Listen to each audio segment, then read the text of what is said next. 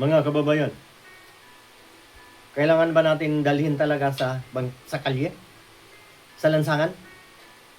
Ang laban? Ewan ko bakit ganito na lang palagi. Kasi hindi natin masisi. Kung ang tao ay nagipit, ay pag nawalan ka na ng tiwala, wala ka mapagsumbungan, paano na? Baka nga humantong sa kalsada. Ibig sabihin, maging mahinahon po ang lahat, lalo na sa ating mga kababayan.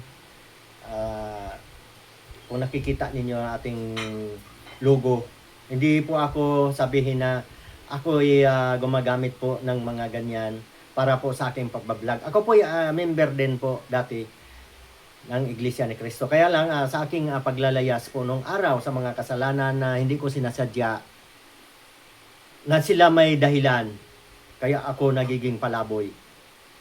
Napabayaan ko po ang aking pagsasamba sa Iglesia ni Cristo.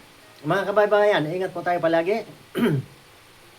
Alam ko kung bakit naghinanakit itong grupo na ito eh. Hindi na ako mga angkin na kasali nyo ako kasi natiwalag na po ako. Ibig sabihin, parang pinagbebintangan pa po mga kaibigan. Ayon po sa hindi nakakaalam parang kinupkop po daw ang wanted daw. Wanted daw sa ibang bansa. Hindi dito sa atin. Anong klaseng ng batas natin dito? Yung pala kung wanted ka sa ibang bansa, na hindi naman ka nakagawa ng kasalanan doon, pwede ka palang ibinta doon sa ibang bansa.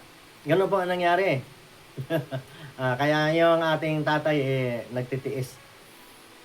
Kaya po mga kaibigan, hindi po naman po ako kumampi sa isang panig. Ako diretso. Kaya lang po, sa ganyang sitwasyon, kung napapansin ninyo, nasaan na yung... Kailan lang nahuli yung isa?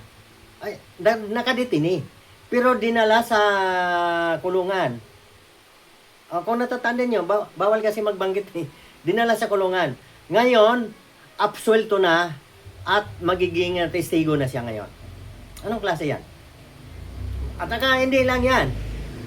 Mayroon pa.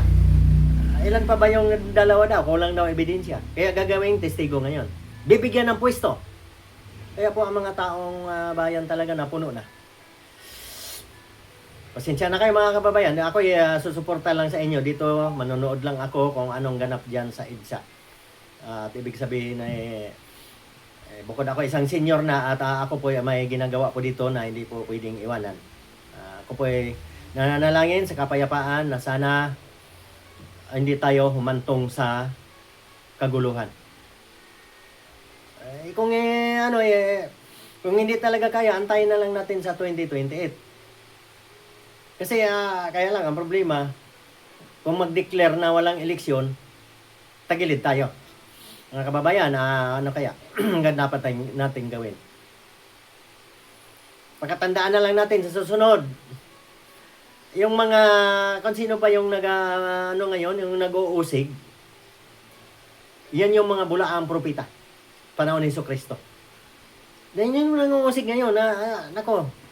Kaya madadala na po tayo iwasan na po natin yung pagboboto natin doon sa mga party list na hindi kilala.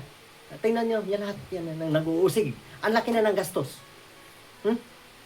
O sa pagplano pa lang kung paano wala pang hearing trial pa lang, ang laki na ng gastos. Bubuksan mo yung Senado dahil lang sa mag-usap-usap ng gano'n.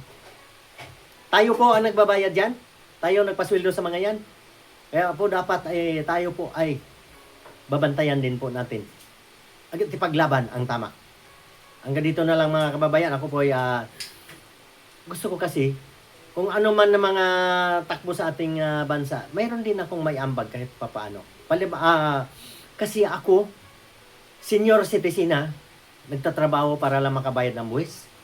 At alam nyo ba, kaya magdagdag sikap po tayo mga kababayan ngayon, ang taas na ng kuryente. Yung mga wala pang 100 kilowatts, wala nang bayad. Pero binulungan yung Meralco. Bahala ka na doon sa malalaki ang bill. Kaya po nagugulat po ang karamihan, halos na doble. Yung 200 kilowatts ang nauubos, pataas. ang mga bill nagsisilakihan. Kasi doon po kinarga yung walang 100 kilowatts, tayo po ang nagbabayad nun sa mga charges. Pinaikot tayo. Ay mga kababayan, hanggang dito na lang po tayo. Ingat po tayo palagi.